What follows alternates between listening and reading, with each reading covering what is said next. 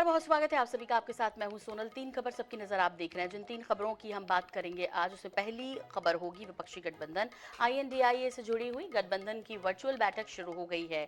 बैठक में सीट बंटवारे पर रणनीति और गठबंधन के संयोजक बनाने पर चर्चा हो सकती है। दूसरी खबर मध्य प्रदेश से जुड़ी हुई है, जहां पर पूर्व मुख्यमंत्री शिवराज सिंह चौहान के बेटे कार्तिकेय चौहान ने सीहोर के भैरुंदा में कहा है कि वादे निभाने के लिए वे किसी से भी लड़ सकते हैं। इसके लिए अपनी सरकार से भी लड़ना पड़े तो लड़ेंगे। तीसरी खबर छत्तीसगढ़ से है, जहां पार्टी के कार्यक्रम के दौरान नेता प्रतिपक्ष रणदास महंत का पार्टी की हार पर दर्द झलक उठा। महंत ने कहा कि हम सभी हार से दुखी हैं और एक दूसरे से मुंह छिपा रहे हैं, जिस पर पूर्व मंत्री अमरजीत भगत ने कहा कि बड़े नेताओं के बारे में बोलना हमें सूट नहीं करता। तो ये तीन खबरें हैं जिन पर हम विस्तार से बात करेंगे, एक्सपर्ट्स से सलाह लेंगे, जानकारी लेंगे, चर्चा करेंगे। बंटवारे पर बनेगी बात। हम बात कर रहे हैं आईएनडीआई गठबंधन की, जिसकी बैठकों का दौर तो चल रहा है, लेकिन बात कब बनेगी? आज वर्चुअल बैठक एक बार फिर से है। बैठक में 14 दलों के नेता शामिल हो रहे हैं। पश्चिम बंगाल की मुख्यमंत्री ममता बनर्जी इस बैठक में शामिल नहीं होंगी। बैठक में सीट बंटवारे, कांग्रेस की भारत जोड़ो न्याय यात्रा में भागीदारी समेत अन्य महत्वपूर्ण मामलों पर चर्चा होनी है। बता दें कि यूपी बिहार से लेकर पश्चिम बंगाल तक सीट शेयरिंग को लेकर पेच फंसा हुआ है।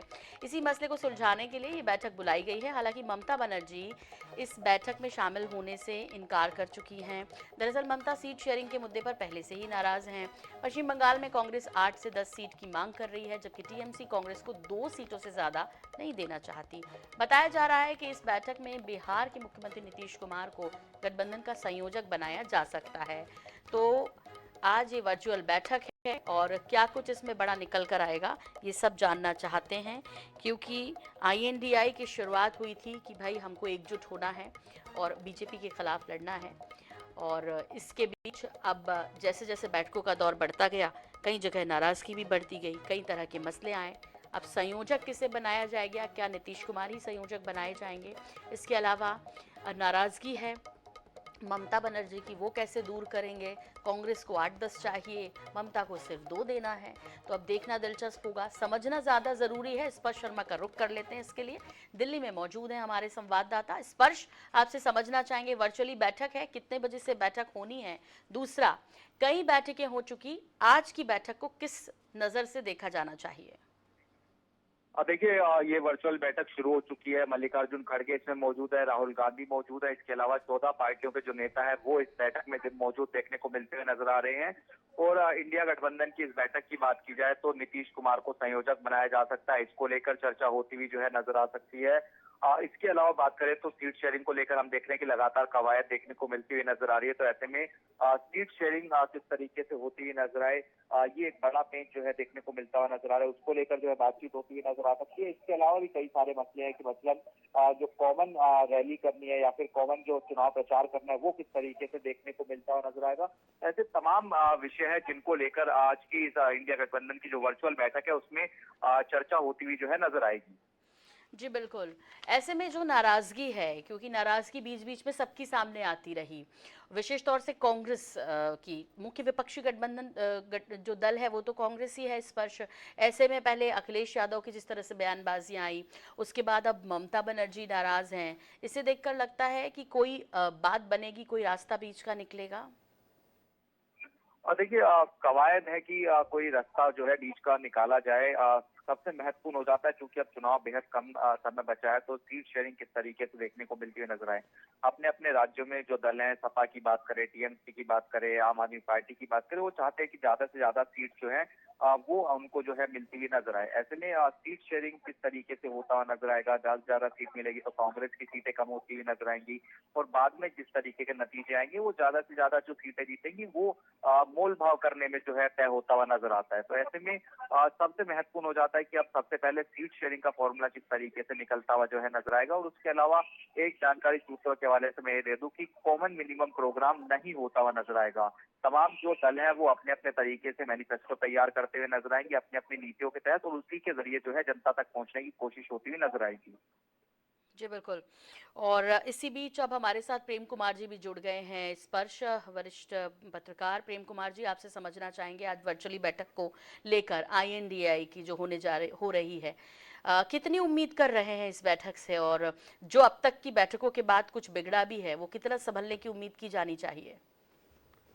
देखिए, ये जूम मीटिंग बहुत महत्वपूर्ण है और एक ऐसे समय पर हो रही जबकि एक दिन बाद ही राहुल गांधी की यात्रा है और सीट शेयरिंग की भी बातचीत चल रही है।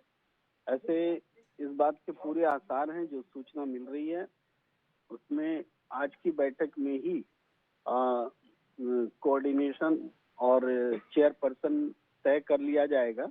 हालांकि घोषणा संभवतः आज न हो, लेकिन इस बात के आसार हैं कि आज ये काम होगा। सीट शेयरिंग पर हर स्टेट में अलग अलग बातचीत चल रही है, इसलिए ये तो तय नहीं होगा इसमें कुछ कि फाइनल स्वरूप हो, लेकिन ये जरूर है कि इसमें कोऑर्डिनेशन को लेकर के और चेयरपर्सन को लेकर के एक सहमति आज बनने के आसार हैं।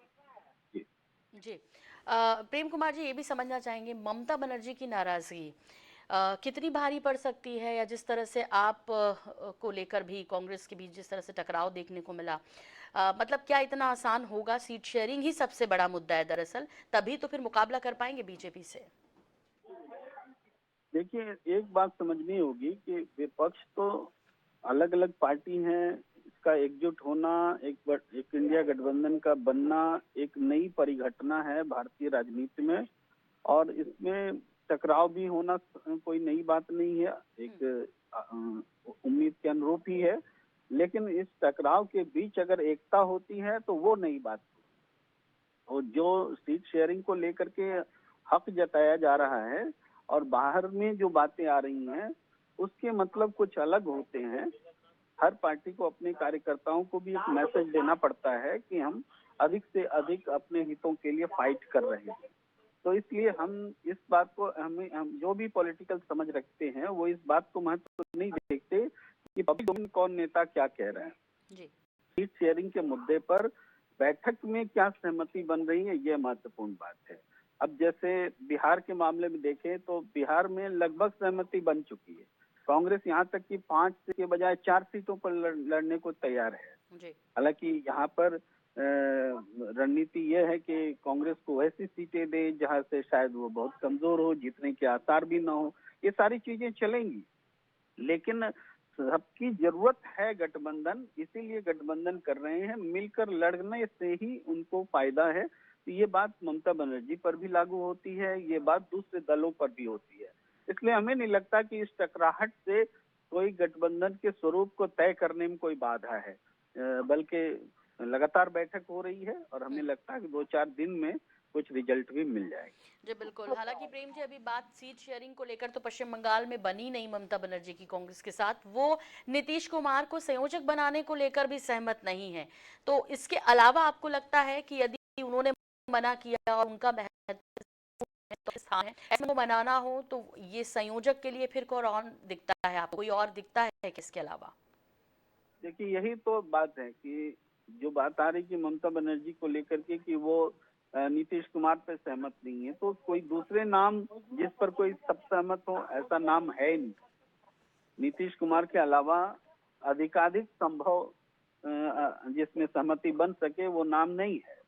और नीतीश कुमार चूंकि इनिशिएटर रहे हैं इस गठबंधन के, तो ममता बनर्जी को लेकर के भी जो बातें पब्लिक डोमेन में वो दावे के साथ नहीं है, वो सूत्रों के हवाले के साथ है कि ममता बनर्जी ऐसा चाह रही है, वैसा चाह रही है। ममता बनर्जी ने एक प्रपोजल रखा था कि भाई मल्लिकार्जुन खड़गे जी को देखा जाए, बनाया जाए, लेकिन वो स्वयं उसमें उन्होंने रुचि नहीं ली। तो नीतीश कुमार के अलावा हिंदी पट्टी में कोई दूसरा बड़ा नाम इंडिया गठबंधन के पास है नहीं, तो लिहाजा मानना ही पड़ेगा और कोई रास्ता नहीं। ठीक कह रहे हैं प्रेम कुमार जी, लेकिन 2 बार मीटिंग में शामिल ना होना, ये कहकर कि हमें वक्त पर सूचना नहीं दी गई और अचानक से सारे कार्यक्रम कैसे रद्द किए जा सकते हैं, ये भी एक बड़ी बात है कि दोनों बार आप इस तरह का बहाना बना रहे हैं। अब देखना दिलचस्प होगा कि 20 जनवरी की चूंकि डेडलाइन है कि सब कुछ तय कर लेना है, ऐसा इंडिया ब्लॉक की तरफ से है, तो अब देखना होगा कि क्या कुछ होता है आज की इस वर्चुअली बैठक में। फिलहाल बहुत शुक्रिया, बहुत धन्यवाद हमसे जुड़ने के लिए प्रेम कुमार जी आपका। तो फिलहाल वर्चुअली बैठक चल रही है आईएनडीआई गठबंधन की और 14 दलों के नेता इसमें जुड़े हुए हैं सीट शेयरिंग को लेकर और गठबंधन के संयोजक को लेकर इसमें जो है फैसला हो सकता है। हालांकि सीट शेयरिंग का नहीं होगा, ये तो फिलहाल जिस तरह की खबरें आईएनडीआई गठबंधन में अब तक की हुई बातचीत से लेकर छन छन कर आती रही उससे समझा जा सकता है। फिलहाल संयोजक जैसे कि प्रेम कुमार जी हमारे साथ जुड़े थे, उन्होंने कहा कि और कौन नेता है उनके पास हिंदी बेल्ट में जिसे संयोजक बना लिया जाए, तो ये देखना दिलचस्प होगा। लेकिन फिलहाल बंटवारे पर बनेगी बात या आज भी बातचीत होकर कुछ आगे के लिए एक्सटेंड होगी। हालांकि 20 जनवरी की डेडलाइन तय की है इंडिया ब्लॉक ने कि अब सब कुछ तय कर लेना है, क्योंकि 2024 की तारीख लोकसभा चुनाव जो है वो नजदीक आता जा रहा है और ऐसे में अब देरी नहीं होनी चाहिए। फिलहाल आपको बता दें कि ममता बनर्जी इस बैठक में शामिल नहीं हो रही हैं और तृणमूल कांग्रेस ने ममता बनर्जी के बैठक में शामिल नहीं होने के पीछे उनके पूर्व निर्धारित कार्यक्रमों का उन्होंने हवाला दिया है। आपको बता दें कि ये दूसरी बार हो रहा है जब ममता बैठक में शामिल नहीं हो रही हैं। तो आपको बता दें कि जब लोकसभा में कांग्रेस के नेता अधीर रंजन चौधरी ने टीएमसी प्रमुख पर तीखा जुबानी हमला भी बोला इंडिया ब्लॉक की वर्चुअल बैठक शुरू होने से पहले और भी कुछ बयानबाजियां आई हैं उनकी। हालांकि अब देखना ये दिलचस्प होगा कि क्या होता है इस बयानबाजी के बाद। अहंकार को लेकर उन्होंने ममता बनर्जी पर निशाना साधा है। वहीं इससे पहले शुक्रवार की बात की जाए तो आम आदमी पार्टी और कांग्रेस के नेताओं ने दिल्ली में सीट बंटवारे पर बातचीत की, जिसमें 4-3 का फॉर्मूला तय हुआ है। हालांकि कौन सी पार्टी किस सीट और कितनी सीटों पर लड़ेगी इस पर चर्चा जो है वो एक और दौर की हो सकती है, बातचीत हो और फिर फाइनल सामने आए कि क्या है। लेकिन फिलहाल कांग्रेस ने कहा कि दोनों दलों के बीच बहुत अच्छी केमिस्ट्री है, कांग्रेस और आपके बीच, ऐसा कह रही है कांग्रेस। और उन्होंने कहा कि इंडिया ब्लॉक के बैनर तले हम 28 विपक्षी दल एक साथ आए हैं, लेकिन फिलहाल जो वर्चुअली बैठक है वो 14 दलों के बीच हो रही है। तो Indian national developmental inclusive alliance यानी कि इंडिया ब्लॉक की इससे पहले 4 बैठकें हो चुकी हैं। पटना, बेंगलुरु, मुंबई के बाद गठबंधन की पिछली बैठक दिल्ली में हुई। पहली मीटिंग बिहार के पटना में 23 जून को, दूसरी मीटिंग बेंगलुरु में 17 और 18 को हुई थी और तीसरी बैठक मुंबई में 31 जुलाई और 1 सितंबर को और चौथी बैठक दिल्ली में 19 दिसंबर को हुई थी। हालांकि गठबंधन में शामिल दलों के बीच राज्यवार सीट बंटवारे पर पेंच अब भी फंसा हुआ है। इस बैठक के बाद क्या कुछ निकल कर आएगा, लेकिन कैसे चल रही है बैठक, अपने अपने घरों में वर्चुअली किस तरह से जुड़े हैं, अपने अपने दफ्तरों में या जो जहां है वो कैसे जुड़े हैं नेता, ये तस्वीर हम आपको दिखा रहे हैं।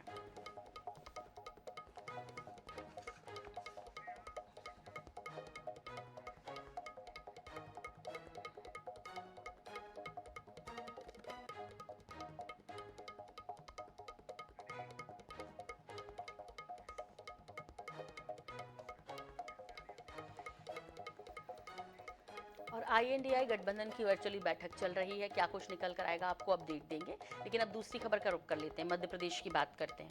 अपनों के लिए लड़ेंगे, कौन कह रहा है? कार्तिकेय चौहान कह रहे हैं। पूर्व मुख्यमंत्री शिवराज सिंह चौहान के बेटे हैं कार्तिकेय और उन्होंने बड़ा बयान दिया जो कि अब खूब सुर्खियां बटोर रहा है। हालांकि कार्तिकेय कह रहे हैं उसमें कुछ भी आपत्तिजनक नहीं है। दरअसल कार्तिकेय सीहोर के भैरुंदा में विकसित भारत यात्रा कार्यक्रम में बोल रहे थे। या उन्होंने कहा अपनी सरकार से लड़ना पड़ा तो आपके लिए लड़ने को मैं तैयार हूँ, वादे निभाने के लिए किसी से भी लड़ सकता हूं। उन्होंने कहा पिताजी के लिए वोट मांगने मैं ही आया था। जाहिर है कि शिवराज सिंह जैसे नेता के बेटे ऐसी बात कहें तो जनता प्रभावित तो होगी ही। किसी युवा नेता के ऐसा बोलने पर जनता के प्रति उसका समर्पण भी दिखता है। भले ही भाजपा वंशवाद के खिलाफ रही हो, लेकिन तमाम नेताओं के पुत्र राजनीति में सक्रिय हैं। पिछले चुनाव में मध्य प्रदेश की कमान शिवराज सिंह के हाथों थी। वे अपने विधानसभा क्षेत्र में प्रचार भी ठीक से नहीं कर पाए थे, तब उनके पुत्र ने ही उनके चुनाव क्षेत्र की जिम्मेदारी संभाली हुई थी। इसलिए वादे निभाने की जिम्मेदारी भी वे अपनी ही मान रहे हैं। सीहोर बुंदरी उनका क्षेत्र है और उसी दौरान ये जब भैरुंदा में थे तब कार्तिकेय चौहान ने बयान दिया। भले ही उनके बयान को लेकर नाराज नेता के बयान के तौर पर भी उनके उस बयान को लिया जा रहा है कि भाई नाराज हैं। बातें कई तरह की होती हैं सियासत में, लेकिन हाँ अपने आप में बड़ा बयान। उन्होंने कहा कि आपसे जो वादे किए गए उसके लिए अपनी सरकार से भी लड़ना पड़ा तो हम तैयार हैं।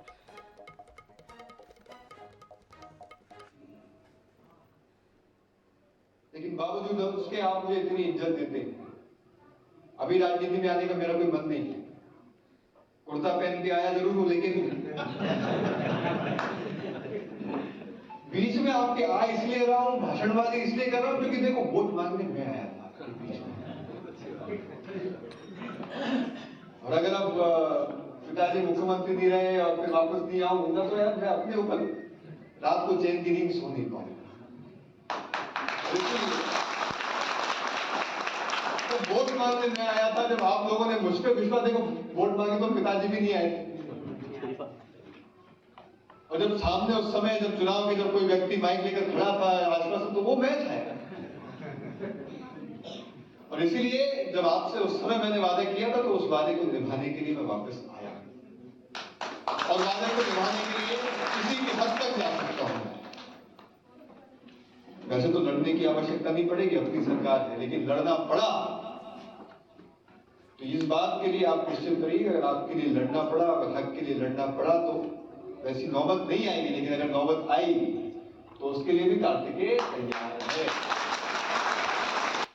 को पूरी तरीके से एग्जॉस्ट करना और राज्य सरकार की योजनाओं का लाभ लेना, यही विकसित भारत संकल्प यात्रा का उद्देश्य है। और इसी के लिए मैं आज आप सबके बीच में आया हूं। मेरे छोटे भाई बहनों और मेरी सभी प्यारी बुआ, मैं आप सबके, जो आप सबने चुनाव के समय में देखता था कि कई बार कि हमारे छोटे भाई बहन वोटर थोड़ी ना होते, लेकिन मैं जब भी बीच में आता था कार्तिक भैया जिंदाबाद, मामा जी जिंदाबाद, इतना प्यार दिया है इन छोटे भाइयों बहनों ने जिसकी मैं कल्पना नहीं कर सकता। मेरे नौजवान साथी उधर पीछे खड़े हैं। साथियों देखो, पहले अपना आयोजन के माध्यम से मैं आपसे जुड़ता था, मेरे खासकर युवा जो नौजवान साथी हैं, कोसमी के और दुर्गा नायक के। और इस विषय पर हमारे साथ बातचीत के लिए जुड़े हुए हैं वरिष्ठ कांग्रेसी नेता के मिश्रा जी। इधर जुड़े हुए हमारे साथ बीजेपी के वरिष्ठ नेता राजपाल सिसोदिया जी। के जी, सबसे पहले आपकी प्रतिक्रिया ले लेते हैं। कार्तिकेय चौहान ने जो कहा है भैरुंदा में, उन्होंने कहा कि भाई आपसे जो वादे किए उसे यदि पूरा नहीं करेगी हमारी सरकार तो हम उससे लड़ना भी पड़ा तो हम लड़ेंगे। के जी, इसे किस तरह देख रहे हैं? कार्तिकेय हमारे पुत्रवत हैं, सिर्फ इसलिए नहीं कि वो शिवराज सिंह जी चौहान के पुत्र हैं। मैंने कुछ समय पहले इन्हीं कार्तिकेय ने इस्लाम की व्याख्या बुधनी के एक समारोह में बहुत अच्छी की थी। मैंने उनको शाबाशी देते हुए उस वीडियो को ट्वीट के माध्यम से उसके उज्जवल भविष्य की कामना के साथ जोड़ा था। राजनीति में वैचारिक संघर्ष होता है, मगर कोई भी नौजवान जो अपनी पृथक पहचान बनाते हुए यदि कोई समाज के लिए सिद्धांतों की बात कहता है तो मैं उसका प्रशंसक हूं। और मैंने वो वीडियो सुना है, आज वो वीडियो बहुत अच्छा है। कई लोग ऐसे हुए राजनीति में जो जिंदा होने के लिए लड़ाई लड़ने की बात करते थे, उसूलों की बात करते थे, और आज वो खामोश हो गए हैं। यदि यह बच्चा उसूलों के लिए लड़ने की बात करता है तो मैं खुद उसकी तारीफ करूंगा और उसे आशीर्वाद दूंगा कि वो अपनी पृथक पहचान बनाते हुए समाज की ईमानदारी से सेवा करे। वो गलत और सही को सही कहने की क्षमता जिस व्यक्ति में नहीं होती है, वो मेरी निगाह में इंसान ही नहीं है। इस बच्चे ने अच्छा काम किया है, मैं उसका शुभचिंतक होने के नाते उसे शुभाशीष दूंगा। जी बिल्कुल। राजपाल सिसोदिया जी, आपकी प्रतिक्रिया ले लेते हैं। किस तरह देख रहे हैं? कार्तिकेय चौहान जी ने कहा है, के जी तो तारीफ कर रहे हैं और उन्होंने कहा कि हाँ, एक युवा नेता को ऐसा ही होना चाहिए। अब आप ये ना कहिएगा कि वो विपक्ष में इसलिए ऐसी बात कर रहे हैं, लेकिन हाँ, उन्होंने वादे निभाने की बात कही और वादा कोई भी करे निभाना तो बनता है। देखिए, कार्तिकेय जी का परिचय अगर हम कहें बात तो शिवराज जी के पुत्र ऐसा करके आती है बात, पर उसके अलावा वो भारतीय जनता पार्टी के सक्रिय कार्यकर्ता भी है। वो भारतीय जनता पार्टी के सक्रिय कार्यकर्ता के साथ साथ में जो बुधनी क्षेत्र और बुधनी क्षेत्र का जो भैरुंदा गांव, वो हमारा एक क्षेत्र बनता है, सेक्टर बनता है। उस सेक्टर में कार्यकर्ता के नाते पिछले विधानसभा चुनाव में उन्होंने पूरी ताकत के साथ में चुनाव संचालन करते हुए काम किया था, और इस भाव से नहीं किया था कि उनके पिता चुनाव लड़ रहे थे। उन्होंने पार्टी के सक्रिय कार्यकर्ता के नाते वहां पर कार्यकर्ताओं के साथ जाकर जनता से वोट मांगने का काम किया था। और निश्चित तौर पर जब हम कार्यकर्ता भाव से जब पार्टी का काम करते हैं और जब काम करते हुए जनता के बीच में जाते हो और वहां पर वहां के स्थानीय मुद्दे और समस्याएं जो होती है उनको लेकर जब हम वचन दे के आते हैं और पार्टी को दिलाते हैं, तो फिर वो वचन पूरे हो, इस बात की चिंता करना हमारा संगठन हमको सिखाता है। हम भी कई उपचुनावों में जाते हैं, वो पार्टी का काम करते हैं। उस उपचुनाव से आने के बाद में अन्य जिला होता, अन्यत्र के कार्यकर्ता होते हैं, परंतु चुनाव के दौरान उनसे हमारा संपर्क होता है। हम उनको वचन देते हैं कि हम पार्टी से ये काम करवाएंगे, सरकार से ये काम करवाएंगे, और जब वो काम पूरे नहीं हो पाते हैं तो हम उसके लिए लड़ाई लड़ने का काम भी करते हैं। तो ये जुझारूपन, ये पेनापन, ये ही तो भारतीय जनता पार्टी के कार्यकर्ता की पहचान है। मैं बधाई देता हूँ कार्तिकेय को कि वो सच्चे भारतीय जनता पार्टी के कार्यकर्ता बनकर अपने क्षेत्र में काम कर रहे हैं और अपनी पार्टी के काम को आगे बढ़ाने का काम करते हैं। मैं उनके उज्जवल भविष्य की कामना करता हूँ। जी राजपाल जी, लेकिन कुछ लोग इसे नाराजगी के तौर पर भी ले रहे हैं, वैसा देख रहे हैं कि ये नाराजगी है और इसलिए ऐसा बोल रहे हैं, वरना अभी अभी सरकार बनी है, उनको क्या आवश्यकता थी ये बोलने की? अभी तो बहुत वक्त है वादे पूरे करने के लिए। तो फिर ये विचार आपके मन में आएगा जो आपने बोला है। पर कार्तिकेय जी, शिवराज जी चौहान के पुत्र के अलावा भारतीय जनता पार्टी के सक्रिय कार्यकर्ता और युवा नेता है। उस नाते अगर उनकी इस लड़ाई को हम देखते हैं तो हम ये पाते हैं कि किए हुए वादों को पूरा करने के लिए सरकार में अपनी बात रखना, ये हर कार्यकर्ता को भारतीय जनता पार्टी का संगठन सिखाता है। ठीक, राजपाल जी बहुत बहुत शुक्रिया हमसे बात करने के लिए। केके जी आपका भी बहुत धन्यवाद हमसे जोड़ने के लिए, वक्त हमें देने के लिए। और आपको बता दें कि अपनों के लिए लड़ेंगे, ये कहा कार्तिकेय चौहान ने। हालांकि अब बीजेपी के नेता राजपाल सिसोदिया जी हमारे साथ जुड़े थे। उन्होंने कहा कि भाई वो सिर्फ शिवराज सिंह चौहान के बेटे नहीं हैं, पूर्व मुख्यमंत्री मध्य प्रदेश, बल्कि वे एक बीजेपी के कार्यकर्ता भी हैं, और उस लिहाज से उन्होंने बात कही है जो कि बिल्कुल गलत नहीं है।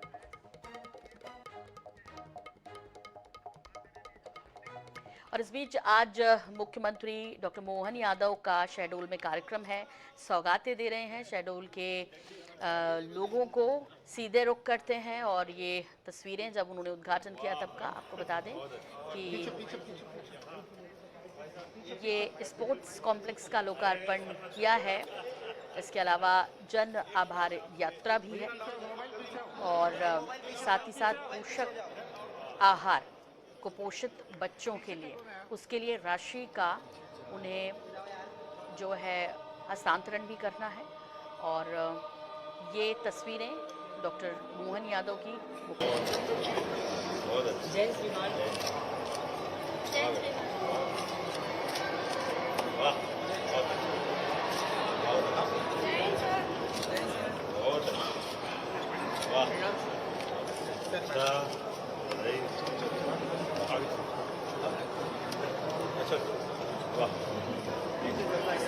इसमें बाहर से ही लेना सर, बड़ा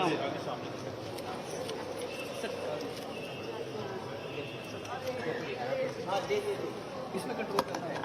चल आ जाओ जुबेल भाई।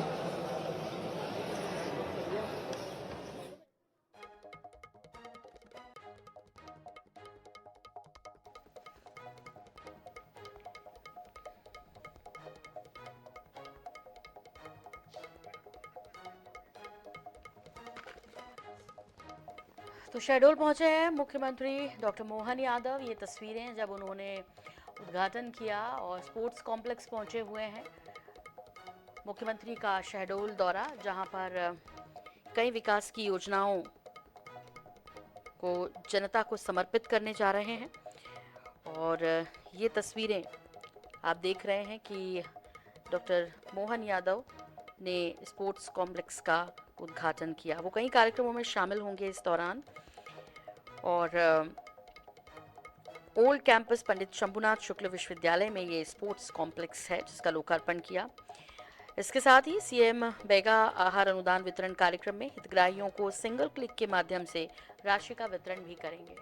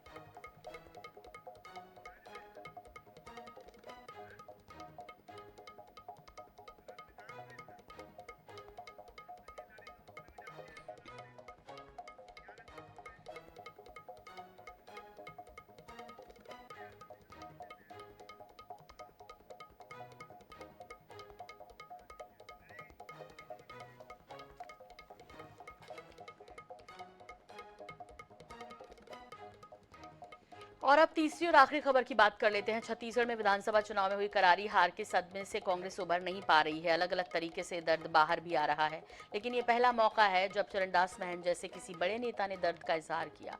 आपको बता दें कि महंत नेता प्रतिपक्ष भी हैं। पार्टी पदाधिकारियों की बैठक में महंत ने कहा कि विधानसभा चुनाव में हार के कारण हम मुंह चुरा रहे हैं।